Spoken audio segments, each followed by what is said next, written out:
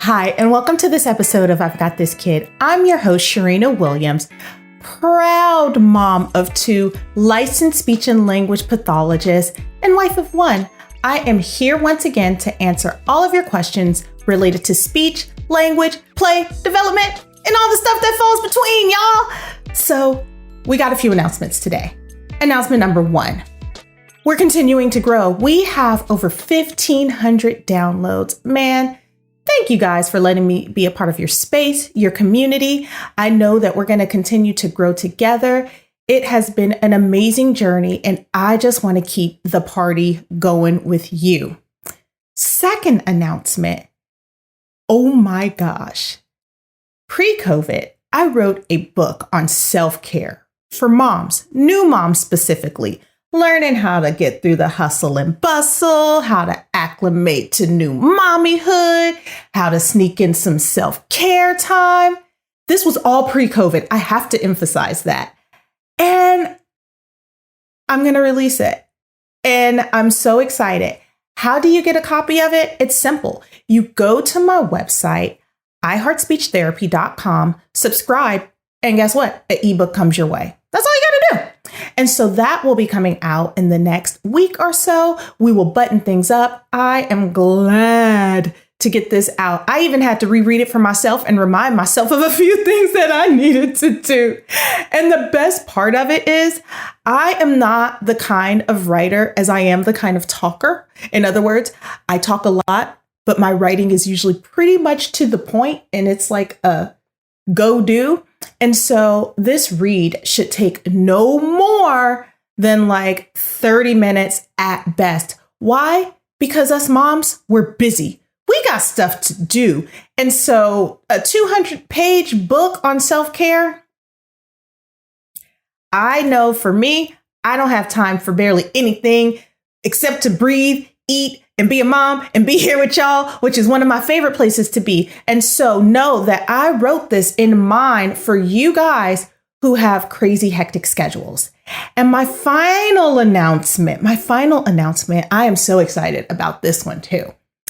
Kyla Ettinger is going to be on our show next week. She is also a speech and language pathologist, but what makes her so cool, her and her husband, they teamed up together and they created an app.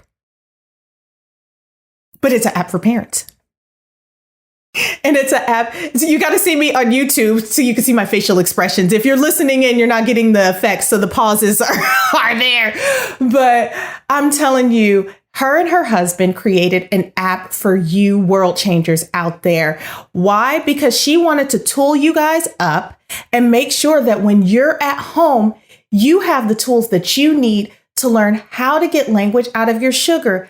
My kind of gal. So she's going to talk about how we can use technology in an amazing, supportive way that fosters and nurtures our sugar's growth and development. I can't argue with that, y'all. So I can't wait. It's going to be fun. I'm going to invite her into our community and she's going to do great. I know it. So we're going to get right into things. That's all for my announcements. So if you listened on Tuesday, if you are my Instagram or Facebook friend, if you are not, go become my friend. But if you are my friend, then you know that I sent out a message saying that we are going to talk about the elephant in the room. The elephant that's somewhere over yonder there, or maybe over yonder there. But it all has to do with stigma. And the stigma that we have around other world changers who have sugars with special needs. And what it's like from their perspective, their vantage point as they trailblaze through this journey of not only parenting, but parenting with a little extra, little something in there, right? And so I call it the cheap seats. Why?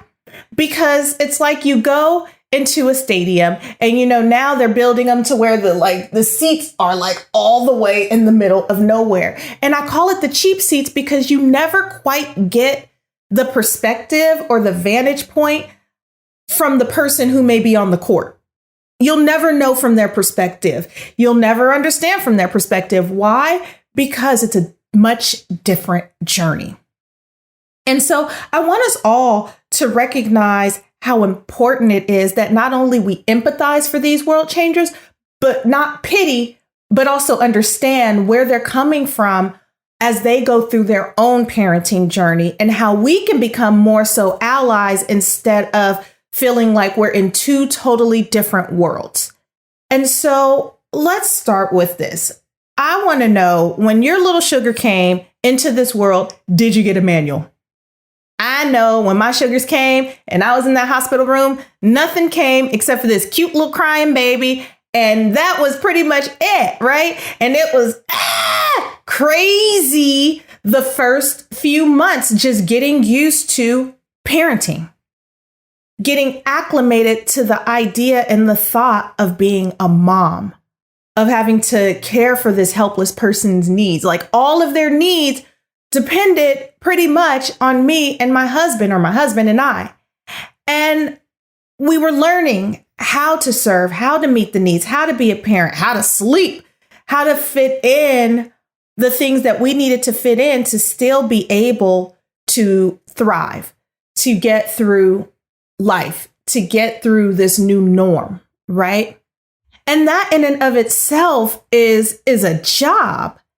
And so when we have these sugars, there's 3 different learning aspects I like to think of. We're learning, like I said, how to care for our sugar. Not only are we learning how to care for our sugar, but we're also learning, as time builds and moves on, who this sugar is, their character, their personality, how they behave. Do they laugh when you do certain things as they get a little bit older? Are they a little bit feisty? Or are they a little bit passive? Or who is this person? And the third thing we are also looking at, and this is as we learn about character, is how to navigate them through life. And we want to learn this early, which is why I'm here, tooling us all up to figure out who this person is, how to navigate them through life, and how to look at things from my perspective. Because why? I love language. I love learning how little sugars learn language and how they use that language to get through life and get through their day. And so we're pushing these little people to purpose, but there's this one element of parents, for parents who have sugars that are atypically developing, that we don't always have to think about. And this could be whether it was congenital, like the child was born with a diagnosis, or there was something that the parents knew about before little sugar came. Or it could happen as milestones progress, or are supposed to progress, and world changers are seeing that little sugar is not meeting those milestones as compared to same age peers, right? And so that fourth component of parenting we don't have to deal with, and we don't really have to think about, is how to navigate this little sugar who has special needs. Because a whole nother set of questions come in the minds of these parents who have to live with their sugars with special needs. And this is definitely not a diss. Like, I don't want you guys thinking that, oh, well, you're talking about this in a way to where it feels like, no. That's not how I'm talking about it. And that's not what I want you guys to take away from it. Again, I want us to empathize and understand so we can be better tools for the community around us. That's what we're trying to do here. And so it's a different little something that they have to think about, that we don't have to think about. Because again, for most of us, we're pushing the purpose. And that doesn't mean that our world changers who have children with that are neurotypical learners or neurodivergent learners aren't pushing their sugars to purpose either. It's just a little bit different of a concern that we don't necessarily have. And so some of these concerns that I've heard over the years are, will my sugar be able to have a normal life? Will they be able to go to college? Will they even be able to go to kindergarten with their same age peers? Will they have to have specialized services? What will the world think of them because they're different? How do I know if I know how to support their needs? Am I even capable of caring for this sugar? Can I fulfill everything that they need in order to thrive? Is the team around them giving them everything that they need in order to thrive? In more moderate or severe cases, will my sugar need lifelong care support? What happens to my sugar if something happens to me or my husband, my parenting partner? What happens to them, right? And so we don't necessarily have to think about these things. And that's where the parenting gets different. Because for us world changers, we're like, let's get them ready for school. Let's push them to purpose. What is it that they're good at? What is it that they're great at? Let's sow those seeds. Whereas the parent who has the sugar, who may be a neurodivergent learner, has to think about alternative ways to push to purpose in a non-traditional way. And so that's much different because there's an added element to that we don't have to, ponder over. And so I want us to keep that in mind. And that brings me to my next point. How can we show empathy? It's important because our world changers, we all need empathy. We all need grace at sometimes. We all need somebody to tell us that, hey, you're doing a good job. Hey, keep the party going. Hey, I learned X. Maybe this will work for you. Or do you just need somebody to listen?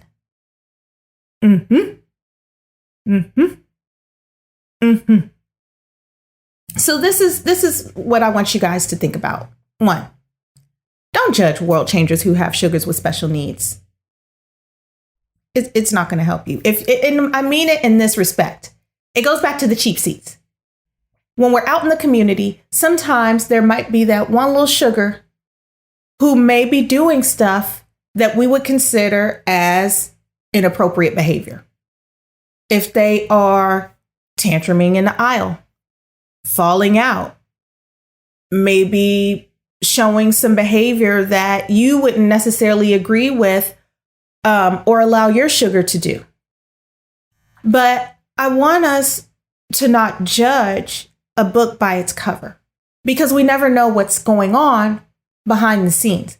We don't know if that parent is also thinking about ways that they, A, could be supporting, B, if they even have the tools to support and know how to support that sugar, and C, if they're at their wits' end in that moment. And any parent, any world changer has been in that space to where whether you have a neurodivergent child or not, you're like, because this kid is cutting up in public. We've all been there. We've all been there. And so I want us to be careful before we just automatically judge. That's where the cheap seats come in. Because when we know what we know, like if you have the information and you know that Johnny has a diagnosis, then it's automatically easier to empathize and kind of excuse the behavior. Whereas if you don't know little Johnny in the store and little Johnny is doing whatever he's doing, then it becomes, the look, give the look, and then you're giving the parent the look. And they're looking at you and you're looking at them. So let's try to avoid that. Number 2, don't assume that the world changer who has a neurodivergent kid or a child with some kind of congenital diagnosis has all the answers. Again, congenital is something that the sugar is born with, like Down syndrome, Fragile X. There's a few different things that you can, I think, hereditarily, like you can find out during like the 4th month when you're pregnant. And so I want us to not assume that these world changers have all the answers, that they know everything. Remember, nobody got a manual to how to be a parent. There's a lot of books out there, but nobody got a specific manual on how to raise this kid, how to get them to where they need to go. No, they don't have all the answers. You don't have all the answers. I don't have all the answers. I have some of the answers. I don't have all the answers. We all have some of the answers, but we don't have them all. And for most parents, most world changers, they're only as strong as the team working with them. So you have to consider from your vantage point, you don't have a team working with your sugars. You have your teachers and things like that, but you don't have to worry about, in most cases, speech therapy and occupational therapy and physical therapy and whatever doctor specialist that they have to see to monitor them. You don't have to worry about IEPs. You don't have to worry about 504 plans. These are things that you guys don't necessarily have to worry about. And those people who are a part of that team, if they don't necessarily specialize in the area that your sugar needs support, then it can be a disservice to that world changer, and they might not be tooled up.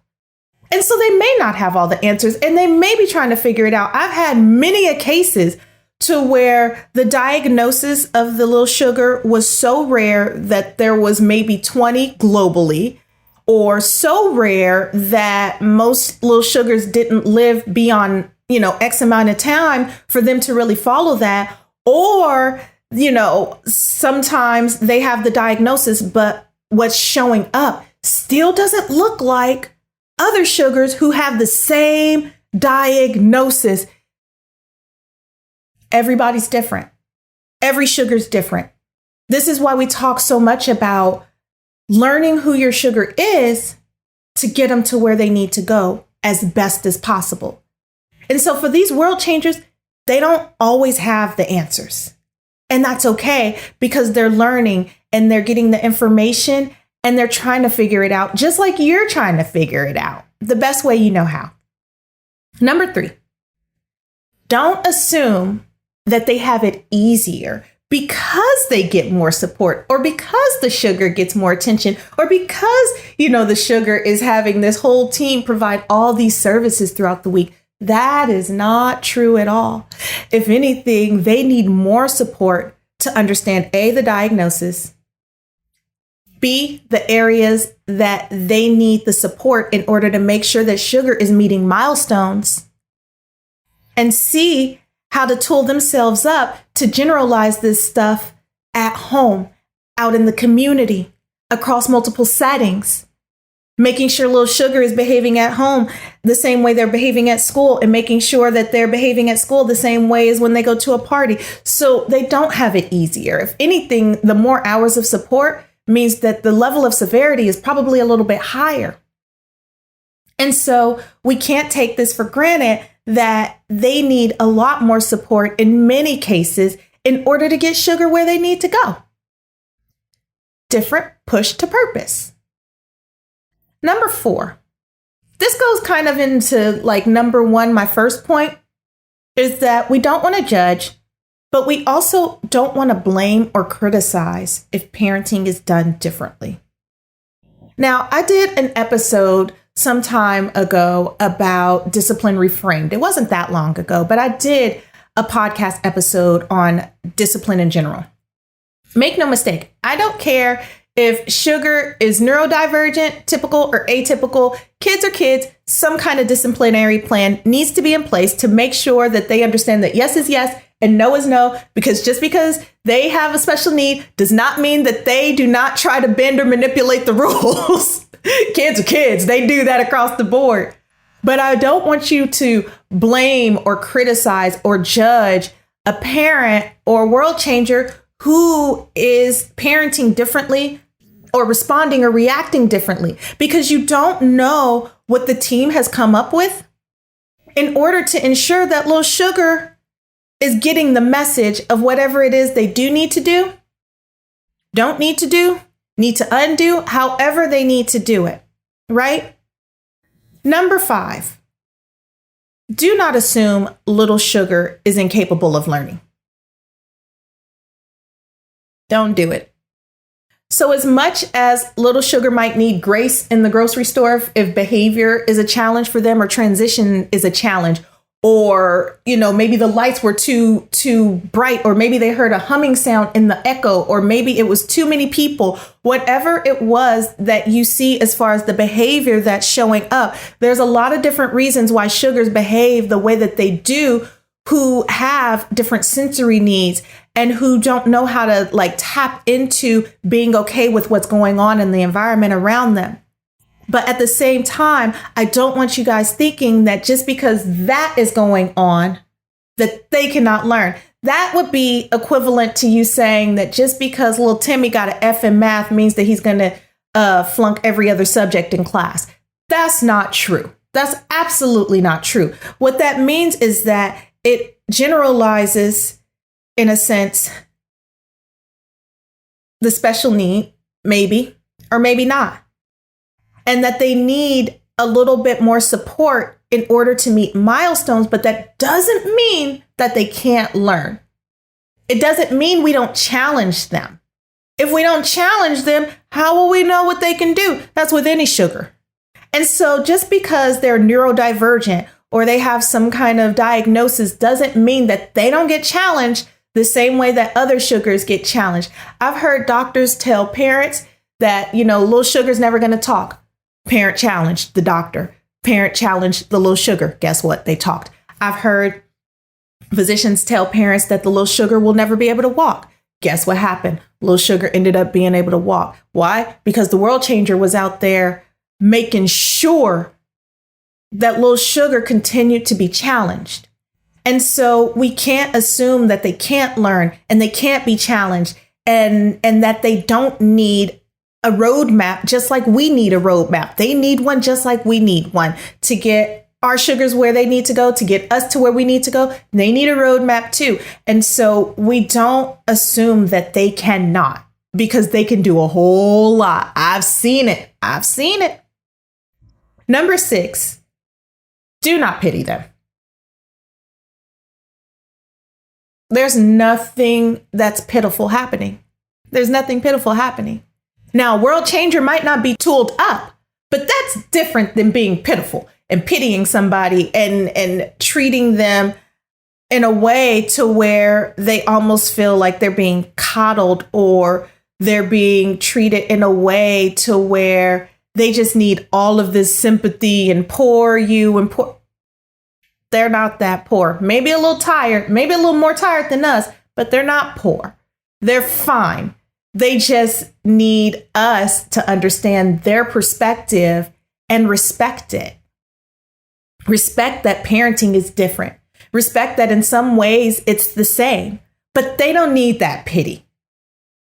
Most of these world changers want to acclimate to real life, to normal life, just like everybody else. And even more important, they want their sugars to be able to acclimate to normal life, real life, to hang out with your sugar, to hang out with your little one, to have as much normalcy as possible. Because it's only when we start treating things as abnormal or atypical is when people start to feel abnormal or atypical. And so we really want to watch the language that we use when we are talking about other people's sugars. That's why they're all sugars. That's why they're all sugars, because they're all little and cute in my eyes. All of them. Every little child. I love kids. They're fun. So I don't want you to pity them. I want you to see the person, see the character, see the personality. Don't have pity on the parent. Definitely don't have pity on the sugar. But that doesn't mean at some points, especially if there's a medically fragile situation, that you can't be a little sad. That's different than pity. Number 7, try not to isolate them. And I kind of spoke to that. Again, they want to live normal, regular lives, just like you and me. They want to be a part of the community. They want to feel invited and welcome. They don't want to be, on the other side of the school in some hidden little area, unable to make friends. They want your sugar, again, to be their friend. They want normalcy. And number 8, most important, we are great parents to the sugars that we have in front of us. Because why? We've studied them like a book. I continue to tool you up. You continue to learn. You continue to push to purpose. We continue to cover everything that's related to speech, language, play, development, and stuff that falls in between. We talk about these things in this community. This is our safe space, right? But we don't have all the answers. I don't have all the answers. Do you know how often I get new kiddos on my caseload to where I'm like, wow, I'm gonna have to get back to you on that. I still collaborate with other clinicians and ask questions about things because I don't have all the answers. And I don't want any of us to assume that we have all the parenting answers because what worked for our sugar should work across the board for all the sugars, because we're all in the cheap seats when it comes to other people's sugars.